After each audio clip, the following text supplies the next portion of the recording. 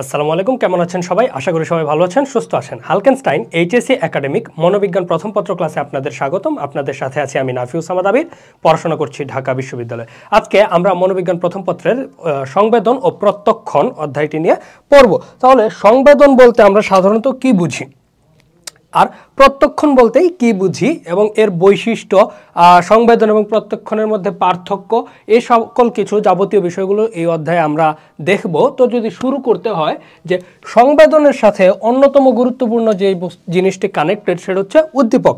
উদ্দীপক বলতে সাধারণ অর্থে আমরা বুঝি হচ্ছে যে জিনিস যেটা আমাদের মধ্যে কোনো প্রকার উদ্দীপনা সৃষ্টি করতে পারে। এটা কোনো ব্যক্তি হতে পারে, বস্তু হতে পারে, কোনো ঘটনা হতে পারে, যে কোনো বিষয় আসলে যেটা আমাদের মস্তিষ্কে উদ্দীপনার সৃষ্টি করবে, সেটাই মূলত আমাদের জন্য উদ্দীপক। আর এই উদ্দীপক সংবেদন সৃষ্টিতে বা সংবেদন প্রক্রিয়ায় বেশ গুরুত্বপূর্ণ ভূমিকা পালন করে, কারণ সংবেদনের সৃষ্টি হয় উদ্দীপকের ক্রিয়ার মাধ্যমে। একটা উদ্দীপক আমাদের মস্তিষ্কে উদ্দীপনা সংবেদন সৃষ্টি করে। আসলে উদ্দীপনা সৃষ্টি করতে পারে শুধুমাত্র কি উদ্দীপক দ্বারাই। তাহলে যখন একটা উদ্দীপক আমাদের মস্তিষ্কের সংবেদন সৃষ্টিকারী অংশে উদ্দীপনার সৃষ্টি করবে, তখনই কিন্তু আমরা মূলত সংবেদন জিনিসটা অনুভব করতে পারবো। আর এই সংবেদন থেকেই মূলত হচ্ছে প্রত্যক্ষণ জিনিসটা আসে। যেমন সংবেদনকে যখন আমরা হচ্ছে কোনো অর্থবোধকভাবে ব্যাখ্যা করব, বা হচ্ছে কি সংবেদন, যেটা আমাদের সংবেদনের ইংরেজি হচ্ছে কি সেন্সেশন। তো আমরা যে জিনিসটা ফিল করব আমাদের ইন্দ্রিয়ের মাধ্যমে, সেটাকে যখন আমরা বাহ্যিকভাবে দেখতে পারবো বা ব্যাখ্যা করতে পারবো, তখনই শুধুমাত্র সেটাকে আমরা কি প্রত্যক্ষণ বলবো। তাহলে সংবেদন এবং প্রত্যক্ষণ মূলত আমাদের ইন্দ্রিয় গ্রাহ্য যে কাজগুলো রয়েছে সেগুলোকেই ব্যাখ্যা করে। আমাদের ইন্দ্রিয়ের সাথে মূলত হচ্ছে কি সংবেদন এবং প্রত্যক্ষণ সবগুলো জিনিস সম্পর্কিত।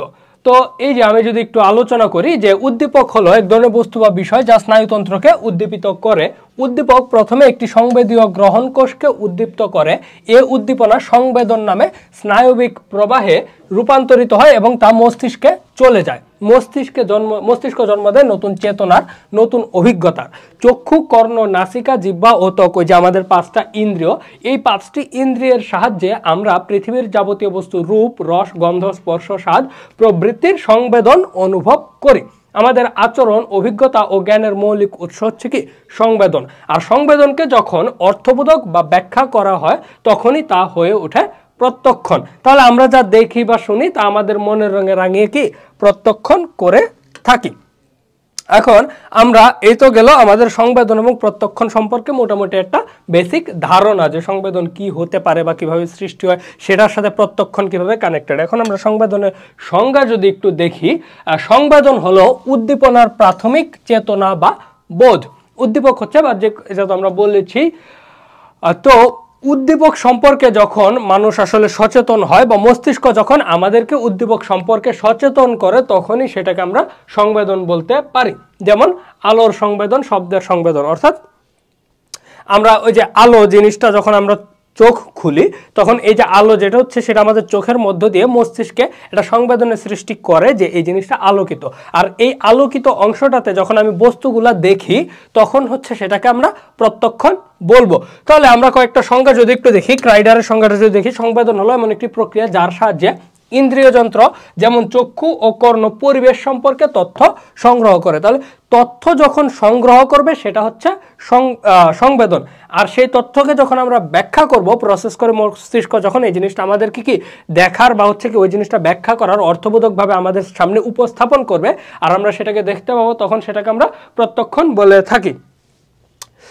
এরপর আমরা যদি একটু ওভারঅল একটু আসি, যে বহির্জগতের উদ্দীপক ইন্দ্রিয়ে আঘাত করলে যে উদ্দীপনার সৃষ্টি হয়, তা মস্তিষ্কে বাহিত হলে যে সহজ চেতনার উদ্ভব হয়, তাকে সংবেদন বলে। বলে অবশ্যই জরুরি কি ইন্দ্রিয়। আমরা সংবেদন সৃষ্টি হতে পারে কি চোখের দেখার মাধ্যমে, কানে শোনার মাধ্যমে, শরীরে অনুভূতির মাধ্যমে, জিহ্বায় স্বাদ গ্রহণের মাধ্যমে। যখনই আমরা হচ্ছে কি ধরা যাক একটা খাবার যখন আমরা টেস্ট করব, তখন সাধারণত কি আমরা হচ্ছে জিহ্বার মাধ্যমে ওই জিনিসটা টেস্ট করি, হচ্ছে আমাদের খাবারটা জিহ্বার লাগে। তো ওইটা হচ্ছে আমাদের ইন্দ্রিয়ে আঘাত করা। তারপর সেটা হচ্ছে কি আমাদের মস্তিষ্কে কিন্তু মূলত হচ্ছে কি এই সিগন্যালটা বাহিত হয় এবং আমরা মস্তিষ্কে অনুভব করি খাবারের টেস্টটা। তাহলে আমাদের মস্তিষ্কে যে উদ্দীপনার সৃষ্টি করে, ওই উদ্দীপনাটাকে মূলত হচ্ছে কি আমরা সংবেদন বলে থাকি। তো এবার সংবেদনের দৈহিক প্রক্রিয়াটা যদি আমরা একটু দেখি যে আসলে সংবেদন কিভাবে হয়, তাহলে পরিবেশের কোন উদ্দীপককে কেন্দ্র করে শুরু হয় সংবেদন প্রক্রিয়া। আমি শুরুতেই বলেছিলাম যে সংবেদনের সাথে জরুরি কানেক্টেড হচ্ছে কি উদ্দীপক। উদ্দীপক হলো এক ধরনের শক্তি যা স্নায়ুতন্ত্রকে উত্তেজিত করতে সক্ষম, অর্থাৎ আমাদের মস্তিষ্কে বা হচ্ছে কি আমাদের নার্ভগুলোকে যখন কোনো কিছু উদ্দীপনা প্রদান করে, যেমন আলো, শব্দ, গন্ধ, তাপ, এরকম নানান জিনিস যেগুলো আমরা সাধারণত ইন্দ্রিয় দ্বারা গ্রহণ করে থাকি। তো কোনো উদ্দীপক প্রথমে কোন গ্রহণ ইন্দ্রিয়ের কোষসমূহকে উত্তেজিত করে। এই উত্তেজনা অন্তর্মুখী স্নায়ুর মাধ্যমে মস্তিষ্কে চলে যায় এবং মস্তিষ্কের মধ্যে অবস্থিত সংযোগীয় স্নায়ুকোষ উদ্দীপিত হয়। এই উদ্দীপনাই সংবেদনের জন্ম দিয়ে থাকে। তবে অনেক সময় মেরুরজ্জুর মাধ্যমে আমরা সংবেদন লাভ করি। সাপেক্ষ প্রতিবর্ত ক্রিয়ার সংবেদন স্থল মেরুরজ্জুতেও অবস্থিত। বাইরের কোনো উদ্দীপক আমাদের কোনো ইন্দ্রিয়কে উত্তেজিত করলে অন্তর্মুখী স্নায়ু এই উত্তেজনা মেরুদণ্ডের ভিতর অবস্থিত মেরুরজ্জুতে নিয়ে গেলেও আমরা অনেক ক্ষেত্রে সংবেদন লাভ করতে পারি। খুবই কঠিন লেখা, এই জিনিসটাকে আমি যদি একটু সহজ করে দিই, এখানে প্রথমে যেটা মানতে হবে সাপেক্ষ প্রতিবর্ত ক্রিয়া, রিফ্লেক্স অ্যাকশন, এই জিনিসটা আমরা নতুন পেলাম। তারপর হচ্ছে কি অন্তর্মুখী স্নায়ুর মাধ্যমে, এটা পেলাম। তারপর হচ্ছে কি মস্তিষ্কের মধ্যে অবস্থিত সংযোগীয় স্নায়ুকোষ, এই শব্দটা পেলাম। তো এখন এই জিনিসগুলা, আর মেরুরজ্জু তো আমরা চিনি সবাই, স্পাইনাল কর্ডের কথা বলা হয়েছে, মেরুদণ্ডের ভিতরের অংশ আর কি সেটাকে। তো আমরা এই জিনিসগুলো যদি একটু এক্সপ্লেন করি তাহলে আমাদের সংবেদন সম্পর্কে একটা ধারণা চলে আসবে। আমাদের শরীরে ত্বকের নিচে বা ত্বকের বাইরে যে কোনোভাবে হচ্ছে কি আমাদের প্রচুর পরিমাণে নার্ভ বা স্নায়ু রয়েছে ত্বকের নিচে। শরীরে আমাদের কিন্তু billions of nerves and neurons রয়েছে। তো এই যে কোনো একটা কিছু যখন আমাদের হচ্ছে কি উদ্দীপক যখন উদ্দীপনার সৃষ্টি করে, তো আমাদের এই যে অন্তর্মুখী স্নায়ু যেটা হচ্ছে কি, যেটার কাজই হচ্ছে মস্তিষ্কে সিগন্যালগুলো প্রেরণ করা, যে আমরা কি কি অনুভব করতেছি, কি কি দেখতেছি, সেটা হতে পারে কি এই যে আলো, শব্দ, গন্ধ, তাপ, যে কোনো রূপে আমরা যে জিনিসগুলো আমরা প্রত্যক্ষণ করি, উদ্দীপনা যেগুলো আমাদের মধ্যে সৃষ্টি করে, সেগুলো কি এই যে নার্ভগুলোর মধ্য দিয়ে ব্রেইনে চলে যায়। আর ব্রেইনে অবস্থিত সংযোগীয় স্নায়ুকোষ, অর্থাৎ যখন আমরা তাপ অনুভব করি, তো তাপ অনুভব করার জন্য, তাপের সাথে কানেক্ট করার জন্য এক ধরনের স্নায়ুকোষ রয়েছে। আলো অনুভব করার জন্য কি চোখের সাথে কানেক্টেড স্নায়ুকোষ রয়েছে। শব্দের জন্য হচ্ছে কি কানের সাথে কানেক্টেড স্নায়ুকোষ রয়েছে। গন্ধের জন্য নাকের সাথে কানেক্টেড স্নায়ুকোষ রয়েছে। তো এই যে অবস্থিত, এগুলোকে বলা হচ্ছে কি সংযোগীয় স্নায়ুকোষ। তো এগুলোর মধ্যে কি এগুলা উদ্দীপিত হয়। আর যখন আমার হচ্ছে কি এই যে নাকের সাথে কানেক্টেড স্নায়ুকোষ যখন উদ্দীপিত হচ্ছে, তখন আমি কি স্মেল পাই। যখন আমি সাউন্ডের সাথে বা কানের সাথে কানেক্টেড হচ্ছে যে স্নায়ুকোষগুলো রয়েছে, সেগুলো হচ্ছে কি আমাকে শব্দ শুনতে সাহায্য করে। তো এরকম ভাবে এগুলো উদ্দীপিত হয়। আর এই যে উদ্দীপনার সৃষ্টি হয়, এটার মাধ্যমে কিন্তু মূলত সংবেদন সৃষ্টি হয়। এছাড়াও সাপেক্ষ প্রতিবর্ত ক্রিয়া, যেটা হচ্ছে কি আমাদের মস্তিষ্কে সিগন্যাল যাওয়ার আগেই আমরা যেটা অনুভব করি, অর্থাৎ আমাদের রিফ্লেক্সের কথা, সেটার ক্ষেত্রে যদি আমি বলি, এই যে এখানে এটা উদাহরণ দেওয়া আছে। তো এই যে আমাদের কি রাস্তায় চলার সময় হঠাৎ করে পায়ে একটি লোহার পেরেক ফুটলো, আর যখন এই হচ্ছে কি পায়ের ত্বকের সাথে পেরেকটা কানেক্টেড হলো, তখনই কিন্তু আমাদের অনুভূতিটা কি এই যে ওই এলাকার অন্তর্মুখী বা সংবেদক স্নায়ুগুলো সক্রিয় হয়ে ওঠে। আর এটা করে কি সিগন্যালটা পাঠায় হচ্ছে আমাদের ব্রেইনে। আর আমাদের ব্রেইন তখন অনুভব করে যে আমরা ব্যথা অনুভব করতেছি। এই যে এই জিনিসটা মস্তিষ্কে পৌঁছার পরপরই আমরা তীব্র ব্যথা অনুভব করি। আবার পায়ে পেরেক ফোটার তথ্য সংবেদক স্নায়ুর মাধ্যমে মেরুরজ্জুতে পৌঁছলেও আমরা এই ব্যথার সংবেদন লাভ করতে পারি। তাহলে দুই জায়গায় আমরা পেতে পারি। একটা হচ্ছে কি আমাদের স্পাইনাল কর্ডে যদি যায় তাহলেও আমরা ব্যথা অনুভব করতে পারবো, আবার কি মস্তিষ্কে যদি সিগন্যালটা যায় তাহলেও আমরা ব্যথার অনুভব করব। তো এই যে এখানে দেওয়া আছে এটা যে প্রতিটি সংবেদীয় প্রক্রিয়ায় একটি বিভিন্ন ধরনের উদ্দীপনার প্রতি সুনির্দিষ্ট প্রতিক্রিয়া প্রদর্শন করে, যেমন চক্ষু আলোর প্রতি, কর্ণ শব্দের প্রতি, যেটা আমি বললাম যে নাক ও জিহ্বা রাসায়নিক দ্রব্যের প্রতি, ত্বক স্পর্শ ও তাপমাত্রার প্রতি প্রতিক্রিয়া করে থাকে। তাহলে এখানে একটা যে ডায়াগ্রাম দেওয়া আছে এখানে, যেটা কিভাবে মস্তিষ্কে আসলে কি আমরা সিগন্যালটা পাই।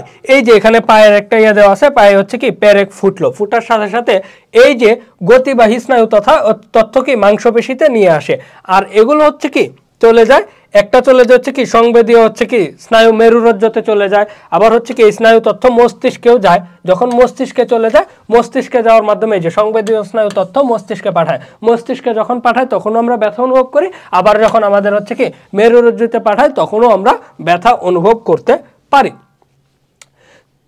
কিন্তু প্রতি ক্ষেত্রে সংবেদীয় গ্রাহক কোষ এ ধরনের সাধারণ কর্ম সম্পাদন করে, অর্থাৎ এটি পারিপার্শ্বিক উদ্দীপককে স্নায়বিক উদ্দীপনায় রূপান্তরিত করে। এই স্নায়বিক উদ্দীপনা তখন প্রান্তীয় স্নায়ুতন্ত্রে এবং সেখান থেকে মস্তিষ্কে প্রেরিত হয়। মস্তিষ্কে পৌঁছার পরে আমরা আলো, শব্দ, স্বাদ প্রভৃতি সংবেদন লাভ করে থাকি।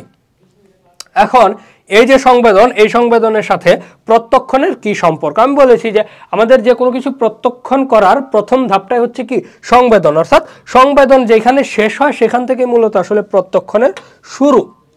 তো কোনো বিষয় বা বস্তু সম্বন্ধে প্রাথমিক চেতনা হলো কি সংবেদন, আর এই সংবেদনকে যখন ব্যাখ্যা বা অর্থবোধক করা হয় তখন তা হয়ে ওঠে প্রত্যক্ষণ।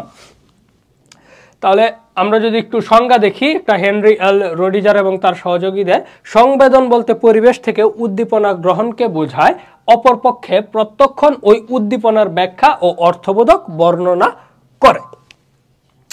তাহলে আমরা সংবেদন ও প্রত্যক্ষণ সম্পর্কে বলতে পারি এরা হচ্ছে কি একই লম্বা দিগন্তের কি দুটি বিন্দু। কোনো উদ্দীপক যখন কোনো একটি বিশেষ ইন্দ্রিয় যন্ত্রে আঘাত করে তখন আশ্চর্যজনকভাবে দ্রুত গতিতে তা ব্যাখ্যা করার মাধ্যমে কি প্রত্যক্ষণের সৃষ্টি হয়। তাই সংবেদন ও প্রত্যক্ষণের মধ্যে সূক্ষ্ম সীমারেখা তৈরি করা সম্ভব নয়। এখন এই জিনিসটা আমরা একটু দেখি যে আসলে সংবেদন এবং প্রত্যক্ষণ কিভাবে কাজ করে।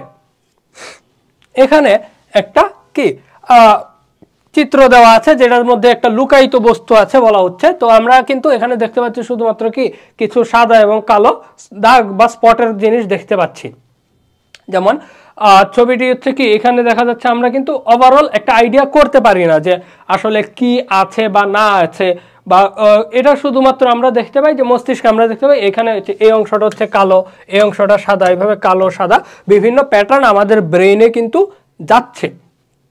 আর এই যে কালো এবং সাদা রংটার মধ্যে যখন আমরা কোনো প্যাটার্ন দাঁড় করাতে পারবো, আমি যদি একটু পরের চিত্রটা দেখাই, এই যে আমরা একটা প্যাটার্ন যখন দাঁড় করাতে পারবো তখনই কিন্তু আমরা দেখতে পাচ্ছি যে এখানে একটা কি কুকুর রয়েছে।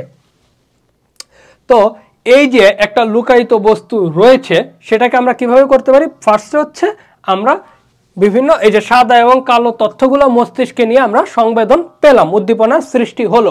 তারপর সেটাকে আমরা একটা প্যাটার্নে নিয়ে গিয়ে আমরা ওই যে লুকায়িত বস্তুটাকে হচ্ছে কি প্রত্যক্ষণ করলাম।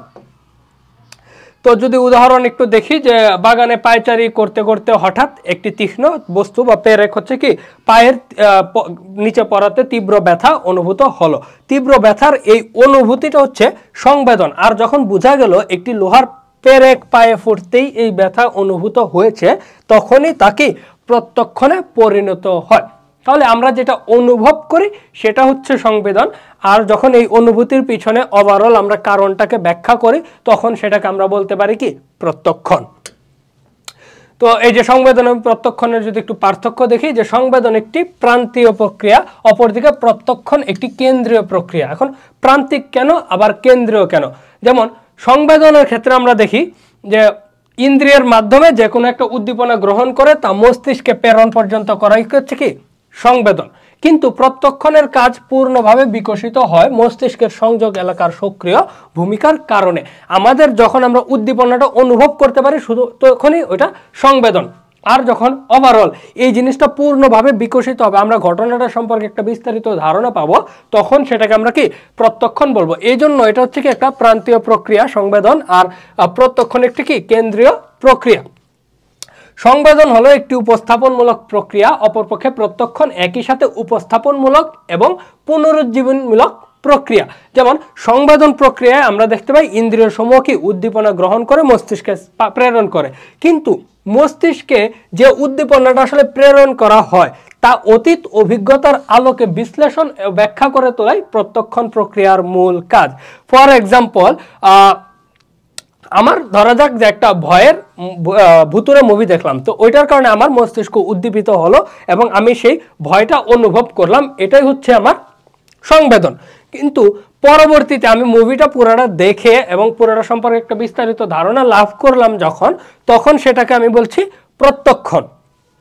তো প্রত্যক্ষণের ক্ষেত্রে আরেকটা জিনিস যেটা হয় সেটা হচ্ছে কি, এই যে পুনরুজ্জীবনমূলক প্রক্রিয়া। তো মুভিটা ভয়ের, এই যে ভয়ের অনুভূতিটা, এটাই মূলত হচ্ছে কি আমার সামনে উপস্থাপিত হলো। তো প্রত্যক্ষণের ক্ষেত্রেও আমি কিন্তু সেই জিনিসটা উপস্থাপন আমার সামনে হয়েছে, এবং পরবর্তীতে যখন আমি এই মুভিটারই একটা হচ্ছে কি নাম শুনবো, তখন আমার মনের মধ্যে আবার এই জিনিসটা অনুভূত হবে যে এই মুভিটা তো ভয়ের, এই জিনিসগুলো দেখে আমি ভয় পেয়েছিলাম। তাহলে এই কারণে ওই যে ঘটনাটা আমার মধ্যে কি পুনরুজ্জীবিত হচ্ছে, এই কারণে হচ্ছে প্রত্যক্ষণকে পুনরুজ্জীবনমূলক প্রক্রিয়া বলা হয়ে থাকে। কারণ আমি পূর্বের অতীত অভিজ্ঞতার মাধ্যমে ওই ঘটনাটাকে কি আবার নিজের মতো করে, বা আমি ওই ঘটনাটা কিভাবে ঘটেছিল সেটাকে আমি ব্যাখ্যা বা বিশ্লেষণ করতে পারছি। এবার আসি, সংবেদন একটি অসংগঠিত প্রক্রিয়া, কিন্তু প্রত্যক্ষণ একটি সংগঠিত প্রক্রিয়া। সংবেদনের ক্ষেত্রে আমরা দেখি সিগন্যালগুলোকে, উদ্দীপনাগুলো এলোমেলোভাবে পৌঁছায়, কিন্তু প্রত্যক্ষণের ক্ষেত্রে আমরা কি যেহেতু অর্থবোধকভাবে ব্যাখ্যা করি, তাহলে সেটা অনেকটা আমাদের ক্ষেত্রে লজিক্যাল এবং সংগঠিত প্রক্রিয়া হয়ে থাকে। আবার সংবেদন প্রেষণা এবং আশা আকাঙ্ক্ষার প্রভাব মুক্ত, কিন্তু প্রত্যক্ষণ প্রেষণা এবং ইচ্ছা অনিচ্ছার দ্বারা প্রভাবিত হয়। বাইরের উদ্দীপক ইন্দ্রিয়কে উত্তেজিত করে। উদ্দীপক হলো এক প্রকার পার্থিব শক্তি, যার সাথে প্রেষণা বা ইচ্ছা অনিচ্ছার কোনো কি সংস্রব নেই, কিন্তু প্রত্যক্ষণ প্রক্রিয়ায় অভিজ্ঞতার প্রভাব রয়েছে, যেটার উদাহরণ আমি হচ্ছে কি এখানেই বলেছি। তো আর এই অভিজ্ঞতার সাথে রয়েছে কি আমাদের ভালো লাগা এবং ভালো না লাগার সম্পর্ক। কোন জিনিস ভালো লাগলো না লাগলো, আমাদের প্রিফারেন্সের জিনিসটা, আমাদের প্রেষণা আবেগ হচ্ছে প্রত্যক্ষণের সাথে সম্পর্কিত। সংবেদন তুলনামূলক নিষ্ক্রিয়, প্রত্যক্ষণ হচ্ছে একটু সক্রিয়। সংবেদন হচ্ছে উদ্দীপকের সংস্পর্শে এলেই সৃষ্টি হয়, এই জন্য তেমন একটা সক্রিয়তার আসলে প্রয়োজন পড়ে না। আবার অভিজ্ঞতার আলোকে যখন আমরা চিন্তা করি, তখন সংবেদনকে আমরা বিশ্লেষণ করতে পারি। সংবেদন হলো অনির্বাচনমূলক, প্রত্যক্ষণ হচ্ছে নির্বাচনমূলক। আমরা সংবেদনের ক্ষেত্রে যে কোনো কিছুই আমাদের মধ্যে উদ্দীপনার সৃষ্টি করতে পারে এবং সংবেদনের জন্ম দিতে পারে, কিন্তু উদ্দীপক থেকে আমরা হচ্ছে কি অল্প কিছু নিয়ে সেটাকে প্রত্যক্ষণ করি। বড় একটা জিনিস আমি যদি একটু বলি, যে কোনো একটা ঘটনা যখন ঘটতে থাকে, তখন পুরো ঘটনার উপর কিন্তু ফোকাস করা আমাদের পক্ষে সম্ভব হয় না, আমরা যে কোনো একটা জিনিসে ফোকাস করি। তো ওই যে আমরা যখন একটা জিনিসে ফোকাস করতে পারি, সেক্ষেত্রে আমরা কিন্তু নির্বাচন করতে পারি যে আমি কি প্রত্যক্ষণ করব। ধরা যাক হচ্ছে সামনে আমার হচ্ছে কি খেলাও চলতেছে একটা চ্যানেলে, আবার হচ্ছে কি মুভি চলতেছে। তো সংবেদনের ক্ষেত্রে খেলা এবং মুভি দুইটাই কি আমার মস্তিষ্কে উদ্দীপনা সৃষ্টি করবে, যেটা আমার সংবেদনের জন্য দায়ী। কিন্তু আমি মুভি দেখবো না খেলা দেখবো, এটা চুজ করার অধিকার কিন্তু বা রাইটস কিন্তু আমার রয়েছে। তো এই জিনিসটা যখন আমি চিন্তা করবো যে আমি কোনটা প্রত্যক্ষণ করব, তখন কিন্তু আমি ঘটনাটাকে নির্বাচন করছি। তাহলে এই কারণেই বলা হয়ে থাকে সংবেদন অনির্বাচনমূলক এবং প্রত্যক্ষণ নির্বাচনমূলক। সংবেদন একটি সরল প্রক্রিয়া আর প্রত্যক্ষণ একটি জটিল প্রক্রিয়া। কেন প্রত্যক্ষণ জটিল? প্রত্যক্ষণ হচ্ছে বিভিন্ন সংবেদনকে আমরা একত্রিত করে হচ্ছে কি প্যাটার্নে দাঁড় করাই। আমরা যখন এই চিত্রটা দেখছি, আমরা যখন কোনো প্যাটার্ন দেখতেছি না, তখন আমি সাদা কালো বিভিন্ন রঙের ছোপ দেখছি, এটা হচ্ছে আমার সংবেদন। কিন্তু যখনই আমি এটাকে হচ্ছে কি খুঁজে খুঁজে একটা প্যাটার্ন বের করলাম, তখন সেটাকে আমি বলতেছি প্রত্যক্ষণ। তাহলে সংবেদন হচ্ছে তুলনামূলক একটা কি সরল প্রক্রিয়া, যেটা হচ্ছে আমি যাই দেখি, যাই আমার মস্তিষ্কে উদ্দীপনা সৃষ্টি করে, সেটাই সংবেদন। কিন্তু ওইটার মধ্যে প্যাটার্ন ধরে গুছিয়ে ব্যাখ্যা করে যখন আমি সেটা দেখব, তখন সেটাকে আমরা বলতে পারি প্রত্যক্ষণ। সংবেদন শিক্ষার্জিত নয়, কিন্তু প্রত্যক্ষণ শিক্ষার্জিত। সংবেদন সৃষ্টির ক্ষেত্রে শিক্ষণের কোনো ভূমিকা নেই, যে কোনোভাবে উদ্দীপনা সৃষ্টি হতে পারে, আমার মধ্যে সংবেদনের সৃষ্টি হতে পারে। কিন্তু প্রত্যক্ষণের ক্ষেত্রে আমরা কি একটা বস্তুকে বিভিন্নভাবে প্রত্যক্ষণ করে থাকি। এটার ক্ষেত্রে আমরা যদি একটা সুন্দর উদাহরণ দিই, আকাশের মেঘের উদাহরণ দেওয়া যায়, যে আকাশে মেঘ যখন আমরা দেখি, তখন সেটা আমাদের মধ্যে কি সংবেদন সৃষ্টি করে। কিন্তু আমরা ওই মেঘের মধ্যে কিন্তু বিভিন্ন প্যাটার্ন খুঁজি, কখনো দেখি একটা কুকুর, কখনো বাঘ, কখনো হাঙর, এরকম যে বিভিন্ন প্যাটার্ন দেখি, এক একটা বস্তুকে বিভিন্নভাবে আমরা প্রত্যক্ষণ করতে পারি, তা কিন্তু শিক্ষণের সাথে সম্পর্কিত। আমি যদি না জানি যে একটা বাঘ দেখতে কেমন হয়, তাহলে মেঘের মধ্যে ওই বাঘের প্যাটার্ন কিন্তু আমি চুজ করতে পারবো না বা দেখতে পারবো না। তাহলে এই যে জিনিসটা, এটাই হচ্ছে আমাদের কি বলা হয়ে থাকে সংবেদন শিক্ষার্জিত নয় এবং কি প্রত্যক্ষণ শিক্ষার্জিত। তো সংবেদনে বস্তুর গুণ জানা যায়, গুণ বিশিষ্ট বস্তুকে জানা যায় না। ফর এক্সাম্পল, যে কোনো একটা খাবার, লেবুর কথাই যদি বলি, লেবুর হচ্ছে রস হচ্ছে টক। তো আমি যখন আমার জিহ্বাতে হচ্ছে লেবুর রস হচ্ছে করব, তখন আমি টক অনুভূতিটা মস্তিষ্কে ফিল করতে পারবো, তাহলে বস্তুর গুণ জানা যাবে। কিন্তু এই যে টক অনুভূতিটা কেন আসছে সেটা কি আমি জানতে পারবো? গুণ বিশিষ্ট বস্তুটা কি এটা কিন্তু সংবেদনের মাধ্যমে জানতে পারবো না। সেটার জন্য আমার প্রত্যক্ষণ করতে হবে যে হ্যাঁ আমি একটা লেবুর টুকরা নিয়েছিলাম, আর এটা যখন দেখবো তখন কি আমরা প্রত্যক্ষণ করতে পারবো। যেমন এই যে এখানে একটু দেখি যে এক ঝলক আলো এসে চোখকে ঝলসে দিল, চোখে এটা লাগলো, মস্তিষ্কে একটা ইয়া হলো যে আমি চোখে অন্ধকার দেখতেছি এরকম।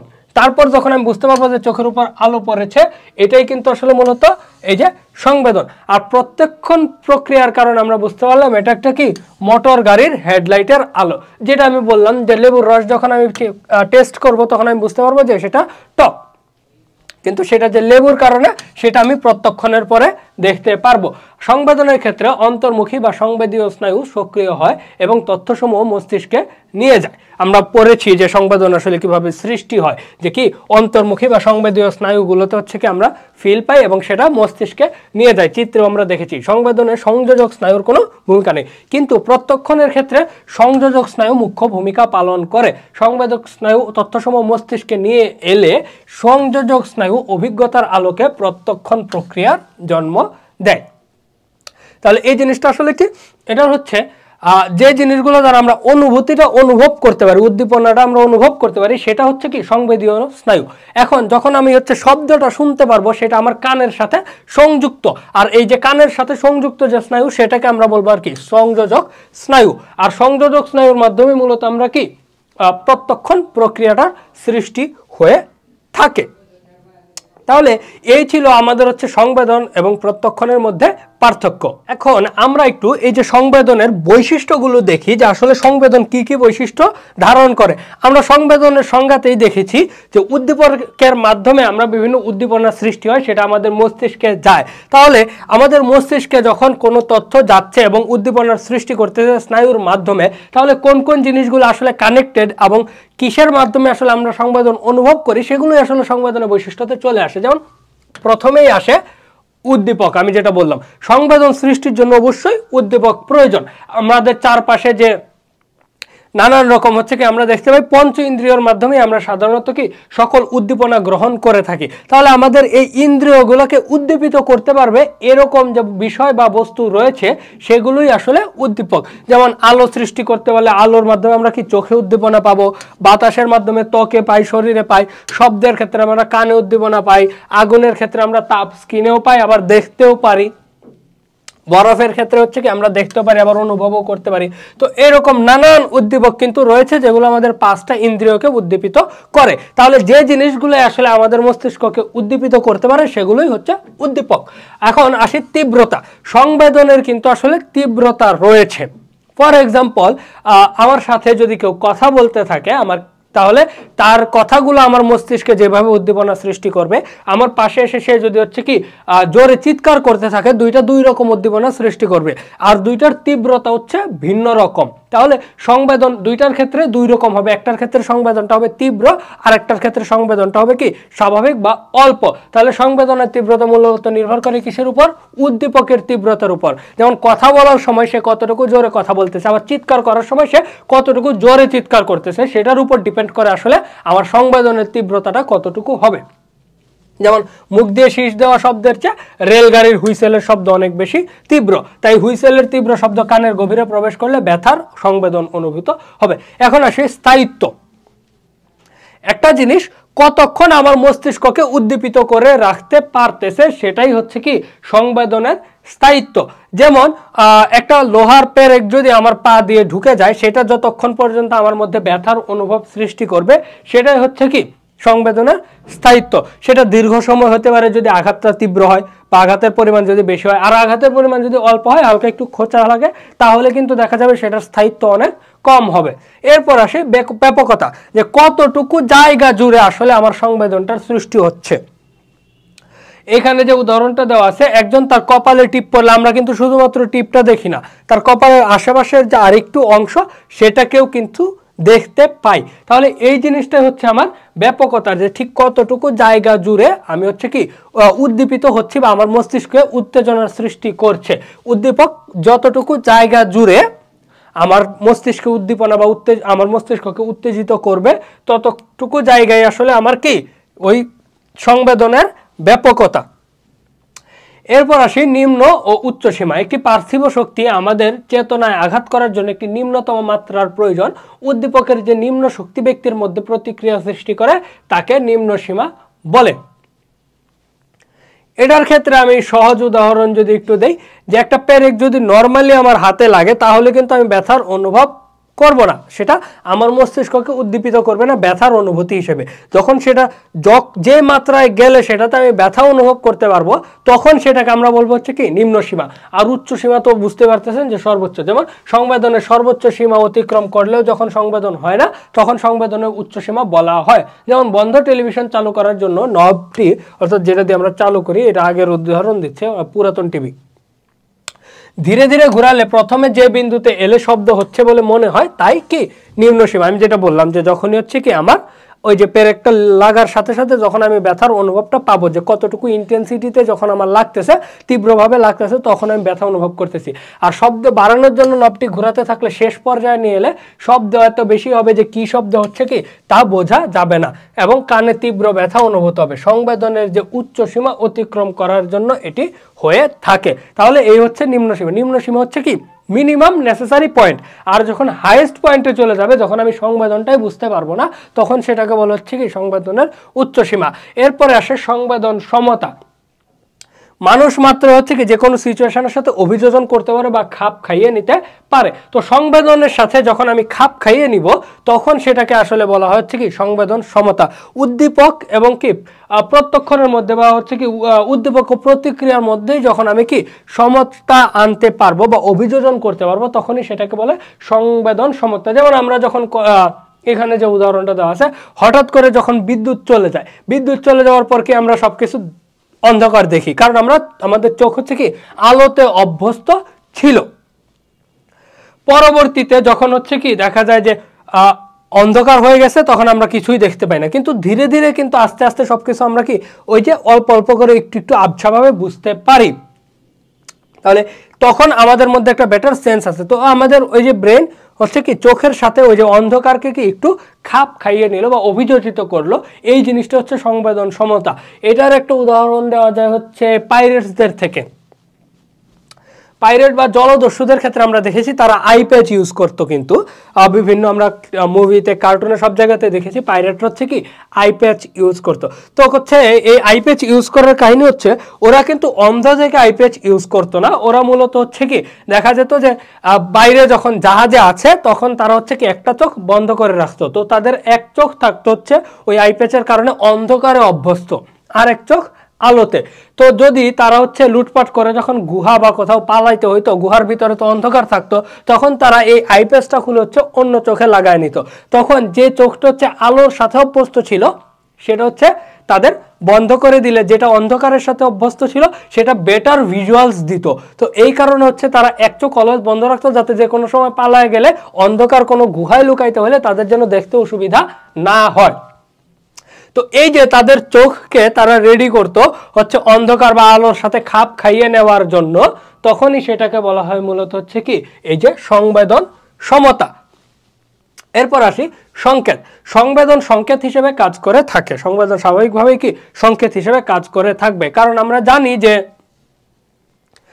যখন কোনো একটা সংবেদন আমরা পাবো তখন আমরা বুঝতে পারবো যে আসলে এটা কিসের সিগন্যাল আসলে দিচ্ছে। একটু উদাহরণ যদি দেখি, যে বাঘ শিকারী গভীর বনে বানরকুলের ভীতি বিহব্বল ছোটাছুটি এবং কি পক্ষীকুলের অনাকাঙ্ক্ষিত কিচিরমিচির শব্দ শুনেই বাঘের উপস্থিতি টের পেয়ে যায়। বানরদের ছোটাছুটি এবং পাখির কিচিরমিচির শব্দ সংকেত হিসেবে কাজ করে থাকে। আবার এটার আর একটা উদাহরণ আমরা দিতে পারি। ধরা যাক আমরা কোনো জঙ্গলে গেলাম, সুন্দরবনে গেলাম, সুন্দরবনে যদি আমরা বাঘের পায়ের ছাপ দেখতে পাই, তাহলে এটাই কিন্তু আসলে আমাদের জন্য একটা সংকেত হিসেবে কাজ করে। উদ্দীপক হচ্ছে কাজ করছে, উদ্দীপক হচ্ছে কি বাঘের পায়ের ছাপটা, যেটা আমাদের মস্তিষ্কে সংবেদন সৃষ্টি করছে, কিন্তু এটার মাধ্যমেই কিন্তু আমরা একটি কি সংকেত পেয়ে যাই যে আসলে আশেপাশে বাঘ থাকতে পারে। এরপর আসি আমরা কি স্থানীয় প্রক্রিয়া বা লোকাল প্রসেসের ক্ষেত্রে। সংবেদনের প্রক্রিয়া হিসেবে কি সংবেদন একটি স্থানীয় প্রক্রিয়া। আমরা সংবেদন এবং প্রত্যক্ষণের মধ্যে কি পার্থক্যের মধ্যে দেখেছি। যেমন শরীরের কোন স্থানে স্পর্শ না করলে না দেখেই তা সঠিকভাবে বলে দেওয়া যায়, অথবা একই সাথে দুটি শব্দ শুনে আমরা তা পার্থক্য করতে পারি। সংবেদনের স্থানীয় প্রক্রিয়ার জন্যই তা সম্ভব হয়।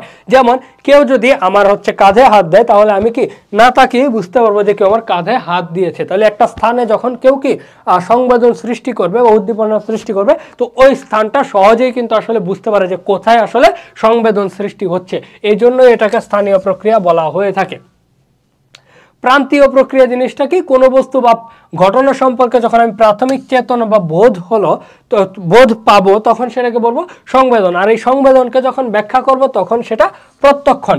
আর সংবেদনকে এই কারণে প্রান্তীয় ঘটনা এবং কি প্রত্যক্ষণকে কেন্দ্রীয় ঘটনা হিসেবে গণ্য করা হয়ে থাকে। তাহলে প্রাথমিক চেতনা হিসেবে যেহেতু এটা কাজ করে, যেমন কি আমি বলেছিলাম পেরেক ঢোকার সাথে সাথে ব্যথার যে অনুভূতি, সেটা হচ্ছে আমার কি প্রাথমিক প্রক্রিয়া। আর সেই ব্যথাটা আমি কেন পেলাম, কিভাবে ব্যথাটা আমার মধ্যে আসলো, পেরেক ঢুকে যাওয়ার যে ঘটনা, সেটা আমার প্রত্যক্ষণ। তো যখন আমি প্রাথমিক চেতনা বা বোধটা পেলাম, সেটাই মূলত আমার কি একটা প্রান্তীয় ঘটনা বা কি সংবেদন।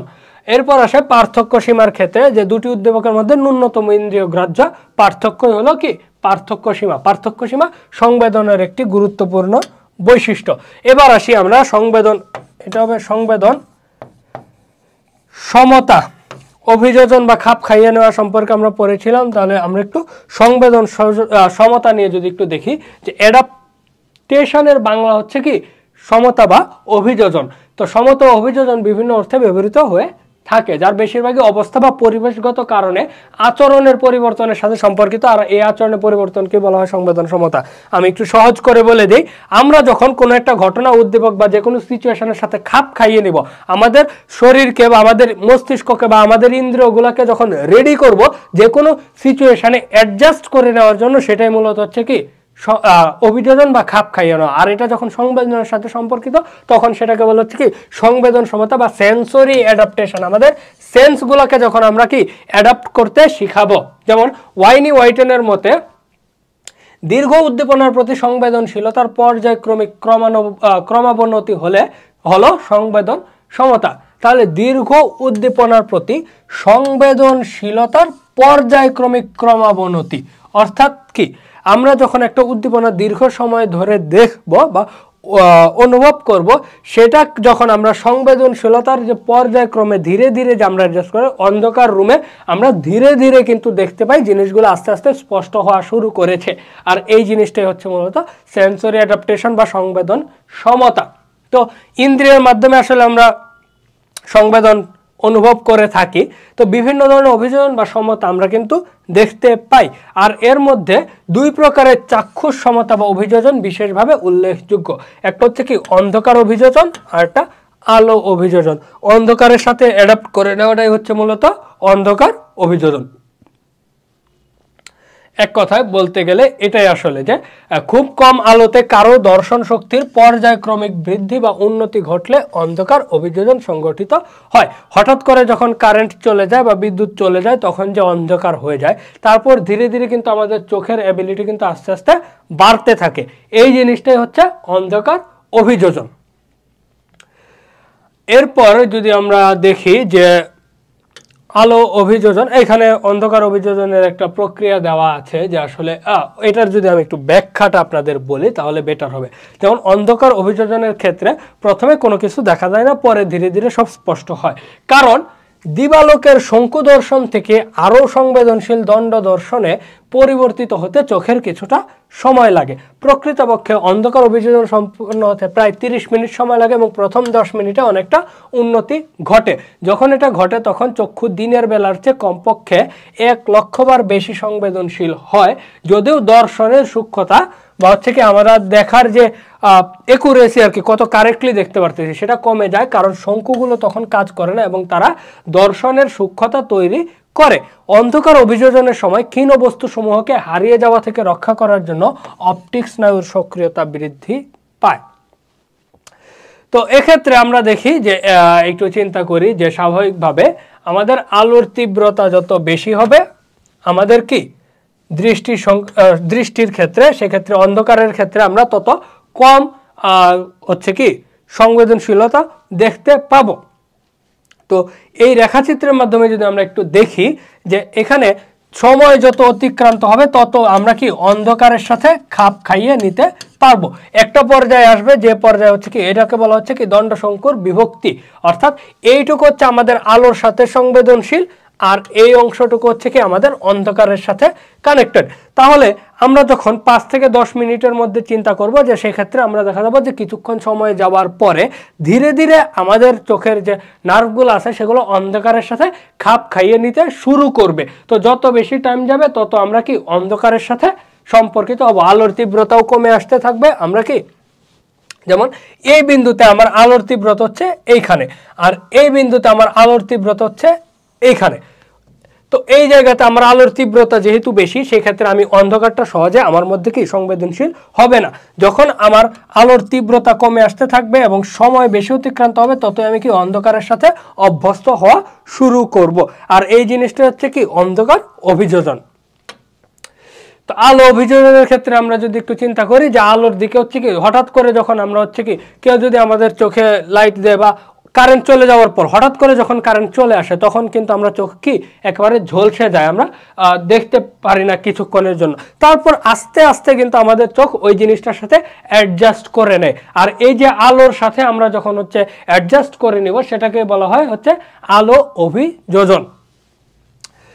তাহলে এই জিনিসটাই আসলে কি আলোর অভিযোজনের সৃষ্টি করে। এরপর আমরা যদি একটু শব্দ অভিযোজনের কথা বলি, যে কোনো একটা প্রচণ্ড হট্টগোল সম্পন্ন বা হচ্ছে আমরা যদি একটু চিন্তা করি বিভিন্ন ট্র্যাক্টর বা হচ্ছে ওই যে বিভিন্ন যন্ত্রপাতির যে শব্দ যদি একটানা ঘটতে থাকে শুরুতে যখন আমাদের কানে আসে তখন আমরা দেখতে পাই কি সেটা আমাদের কানে প্রচুর পরিমাণে তীব্র শব্দ হিসেবে কানে আঘাত করতেছে। কিন্তু ওই রকম পরিবেশে যখন আমরা ধীরে ধীরে থাকি তখন আমাদের মনে হয় যে আমাদের কান হচ্ছে অ্যাডজাস্ট করে নিতে চেষ্টা করে। তারপর তাপ ও শৈত্য অভিযোজন, যেমন যে এক বালতি গরম পানিতে যদি আমি প্রথমে হাত ডুবাই অবশ্যই গরম অনুভব করব, তারপর যখন আমার ধীরে ধীরে সেটা সহ্য হয়ে যাবে তখন কিন্তু আর এত বেশি গরম লাগবে না। ঠান্ডার ক্ষেত্রেও তাই, আস্তে আস্তে হচ্ছে কি গরম বা ঠান্ডার সাথে আমাদের ত্বক খাপ খাইয়ে নিতে চেষ্টা করে। আর এই যে খাপ খাইয়ে নেওয়া এইটাই হচ্ছে কি আমাদের তাপ এবং শৈত্য অভিযোজনের অংশ। যেমন সংবেদন অভিযোজন একটি স্বয়ংক্রিয় প্রক্রিয়া, এটা ধীরে ধীরে আসলে হয়ে থাকে। কোনো সংবেদনের প্রতি আমরা স্থায়ী প্রতিক্রিয়া করি না, এটি পরিবর্তন যোগ্য। তাই বেশি তীব্র বা কম তীব্র উদ্দীপকের সাথে খাপ খাইয়ে অর্থাৎ অভিযোজনের মাধ্যমে আসলে আমরা সংবেদন লাভ করে থাকি। তাহলে সংবেদনের ক্ষেত্রে আমরা দেখতে পাই এটা একটা পরিবর্তনশীল প্রক্রিয়া। বিভিন্ন সময়ে আমাদের শরীর বিভিন্নভাবে হচ্ছে কি ওই সংবেদনের সাথে অ্যাডজাস্ট করে বা অ্যাডাপ্ট করে ওই অ্যাডাপ্টেশন প্রক্রিয়া বা সংবেদন ক্ষমতা সৃষ্টি করে। এখন আসি আমরা একটু প্রত্যক্ষণ, আরেকটা টপিক আমাদের ওই অধ্যায়েরই সংবেদন এবং প্রত্যক্ষণের। তো প্রত্যক্ষণের সংজ্ঞাটা যদি আমরা জানি, পরিবেশ থেকে যখন আমি কোনো উদ্দীপনা আমার মস্তিষ্কে কি উদ্দীপনা যখন মস্তিষ্কে সংবেদন সৃষ্টি করবে সেটাকে যখন আমি অর্থবোধকভাবে ব্যাখ্যা করব সেই জিনিসটা আসলে মূলত প্রত্যক্ষণ। তাহলে একটু এটা ডিটেইল জিনিস যদি একটু বলি, যে পারিপার্শ্বিক অবস্থাদি সম্পর্কে মানুষ বা প্রাণী যে অর্থপূর্ণ ধারণা এবং অভিজ্ঞতা লাভ করে তাকে প্রত্যক্ষণ বলে। উত্তেজক পারিপার্শ্বিক বস্তু বা ঘটনার বার্তা বয়ে মস্তিষ্কে নিয়ে আসে। উত্তেজক মানে হচ্ছে কি উদ্দীপক, এবং সঙ্গে সঙ্গে শুরু হয় এর বিশ্লেষণ, সমন্বয় সাধন ও একত্রীকরণ। তাহলে মস্তিষ্কে যখন এই বিশ্লেষণ, সমন্বয় সাধন এবং একত্রীকরণ পর অতীত অভিজ্ঞতার আলোকে উক্ত বস্তু বা ঘটনার একটা পরিচয় যখন আমরা পাবো তখনই আমরা সেটাকে প্রত্যক্ষণ বলতে পারি। তাহলে আচরণবাদীদের মতে আচরণের সাথে উদ্দীপকের সম্পর্ক হচ্ছে কি প্রত্যক্ষণ। তারা যে কোনো আচরণকে উদ্দীপক প্রতিক্রিয়ার এককে বিশ্লেষণ করে থাকেন। তাদের মতে প্রত্যক্ষণ হলো বিভিন্ন উদ্দীপকের পার্থক্য নির্ণয়, অর্থাৎ কেউ যদি বিভিন্ন উদ্দীপকের মধ্যে পার্থক্য নির্দেশ করতে পারে তাহলে তার প্রতিক্রিয়াও বিভিন্ন রকম হবে। আর এর অর্থ হচ্ছে যে সে বিভিন্ন বস্তুকে কি পৃথকভাবে প্রত্যক্ষণ করতে পারবে। আমরা যখন কোনো বস্তু বা ঘটনাকে আলাদা আলাদাভাবে দেখতে পাই সেই যে আচরণ আমরা বিভিন্নভাবে কি রিয়্যাক্ট করে থাকি। তাহলে এই যে আমরা বিভিন্ন ঘটনাকে বিভিন্নভাবে বিভিন্ন পার্সপেক্টিভ থেকে দেখতেছি বা আমরা ব্যাখ্যা করতেছি, এই ব্যাখ্যা করতে পারা বা দেখাটাই হচ্ছে মূলত প্রত্যক্ষণ। তো একটা সংজ্ঞা যদি একটু দেখি, রডিজার, রাস্টন, ক্যাপালডি ও প্যারিসের, সংবেদন বলতে পরিবেশ থেকে উদ্দীপনার গ্রহণকে বোঝায়, অন্যদিকে প্রত্যক্ষণ সেই উদ্দীপনার ব্যাখ্যা ও অর্থবোধের বর্ণনা প্রদান করে। আমরা ক্রাইডারের সংজ্ঞার ক্ষেত্রেও দেখেছি যে সিমিলার কথাই আসলে ক্রাইডার এবং তার সহযোগীরা বলেছেন। তাহলে কোনো বস্তু সম্পর্কে আমাদের প্রাথমিক যে চেতনা আসে সেটা হচ্ছে সংবেদন, আর এই সংবেদনকে যখন আমরা ব্যাখ্যা করব সেই ব্যাখ্যাই হচ্ছে প্রত্যক্ষণ। তাহলে প্রত্যক্ষণ হলো সংবেদনের অর্থবোধ বা ব্যাখ্যা করা। যেমন এখানে উদাহরণ যেটা দেওয়া আছে, রাস্তায় চলতে চলতে হঠাৎ করে কি চোখে আলো এসে পড়লো, এই যে আলোটা পড়লো সেটা আমার সংবেদন সৃষ্টি করবে এবং এই আলোটার উৎস হচ্ছে মোটর গাড়ির হেডলাইট, সেটা আমি যখন দেখবো তখন সেটা আমার প্রত্যক্ষণ। প্রত্যক্ষণের বৈশিষ্ট্য নিয়ে সংগঠন বা সুবিন্যস্তকরণ আমরা বলেছি যে কি প্রত্যক্ষণ একটি সংগঠিত প্রক্রিয়া, কারণ এটি পুরো ঘটনাকে বিশ্লেষণ করে একত্রীকরণ করে এবং কি এটা সংঘবদ্ধভাবে প্যাটার্নের সৃষ্টি করতে পারে। এই কারণে প্রত্যক্ষণকে বলা হয় একটি কি সংগঠন বা সংগঠিত প্রক্রিয়া, যেখানে সংবেদন হচ্ছে একটি কি অসংগঠিত প্রক্রিয়া। তাইলে এলোমেলো উদ্দীপনাকে সংঘবদ্ধ রূপে প্রত্যক্ষণ করাই হলো প্রত্যক্ষণের সংগঠন বা সুবিন্যস্তকরণ। এরপরে আসি আমাদের কি নির্বাচনমুখিতার ক্ষেত্রে। আমরা কোনো একটা ঘটনাকে দেখে নির্বাচন করে তারপরে প্রত্যক্ষণ করি। একটা ঘটনা ইন জেনারেল চলতেছে, পুরো জায়গায় কিন্তু আমার মস্তিষ্ককে কনসেন্ট্রেট করা সম্ভব নয়, আমরা যে কোনো একটা জায়গায় কনসেন্ট্রেট করি। এটার জন্য উদাহরণ হিসেবে আমরা খেলা দেখাকে দিতে পারি। যখন আমরা স্টেডিয়ামে খেলা দেখি, স্টেডিয়ামে হাজার হাজার দর্শক থাকে, মাঠে প্লেয়াররা খেলতে থাকে, আমাদের পক্ষে 22 জন প্লেয়ার, 2টা গোল পোস্ট ফুটবল খেলার ক্ষেত্রে সবকিছু কিন্তু একত্রে দেখা সম্ভব হয় না। আমরা শুধুমাত্র নির্বাচন করি যে বল যেখানে আছে এবং তার আশেপাশের যে অল্প একটু ঘটনা যেটা আমরা ভিজুয়ালাইজ করতে পারি, শুধুমাত্র সেইটার দিকেই কিন্তু আমরা ফোকাস দেই। আর এটাই মূলত হচ্ছে কি প্রত্যক্ষণের ক্ষেত্রে নির্বাচন করা বা নির্বাচনমুখিতা। আর যখন আমরা হচ্ছে কি এই যে অনেকগুলো চারপাশের অসংখ্য ঘটনা থেকে যে কোনো একটা বা দুইটার উপর আমরা যখন মনোযোগ দিব, তো প্রত্যক্ষণের নির্বাচনমুখিতার জিনিসটাই কিন্তু মূলত মনোযোগ। এই যে আমি নির্বাচন করে একটা জিনিসের প্রতি ফোকাস দিলাম। অপরিবর্তনীয়তা, প্রত্যক্ষণ কিন্তু অপরিবর্তনীয়তার কারণে আমরা কোন উদ্দীপককে কি ভিন্ন ভিন্ন পরিস্থিতিতে একই রকম দেখতে পাই। যেমন একজন পরিচিত লোককে অনেক দূর থেকে দেখলেও যেমন দেখা যায়, নিকটে দেখলেও তাকে একই রকম দেখা যায়। প্রত্যক্ষণের অপরিবর্তনীয়তা বা ধ্রুবকতার জন্যই এটা হয়ে থাকে। নমনীয়তা বা ফ্লেক্সিবিলিটির বিষয়টা যদি, প্রত্যক্ষণ একটি নমনীয় প্রক্রিয়া, কারণ আমাদের মূল্যবোধ, তারপর প্রেরণা, শিক্ষণ, চাহিদা, অভিজ্ঞতা, এগুলো থেকে প্রত্যক্ষণকে প্রভাবিত করতে পারে। তো এই জন্যই আসলে এক এক ঘটনা আমরা এক এক ব্যক্তি এক একভাবে প্রত্যক্ষণ করে থাকি। তো ফর এক্সাম্পল, যদি একই ম্যাচে হচ্ছে কি দুইটা টিম যদি থাকে, তাহলে দেখা যায় যে যে দলের সাপোর্টার সেই দলের খেলাটাকে সে ভালো হিসেবে জাস্টিফাই করার চেষ্টা করে, কারণ তার চাহিদা, প্রেরণা, শিক্ষণ ওই দলের প্রতি কি সিম্প্যাথাইজ করে এবং ওই দিকেই নমনীয়তা দেয়। সামগ্রিকতার কথা যদি আমরা বলি, আমরা যদি কোনো ঘটনাকে হচ্ছে প্রত্যক্ষণ করি, তাহলে সেটাকে কিন্তু আসলে খণ্ড খণ্ডভাবে প্রত্যক্ষণ করে থাকি না, সেটাকে আমরা ওভারঅল বিশ্লেষণ করে মস্তিষ্কে তথ্যটা উপস্থাপন করে সংঘবদ্ধভাবে গুছিয়ে কিন্তু আসলে দেখে থাকি। তো এই যে গুছিয়ে সামগ্রিক একটা রূপ প্রদান করা, এই জিনিসটাই হচ্ছে প্রত্যক্ষণের অন্যতম বড় বৈশিষ্ট্য। তাহলে এই ছিল আসলে আমাদের সংবেদন সম্পর্কিত বিস্তারিত আলোচনা এবং প্রত্যক্ষণের সংজ্ঞা এবং প্রত্যক্ষণের বৈশিষ্ট্য। দেখা হবে পরের ক্লাসে। সবাই ভালো থাকবেন, সুস্থ থাকবেন, ধন্যবাদ।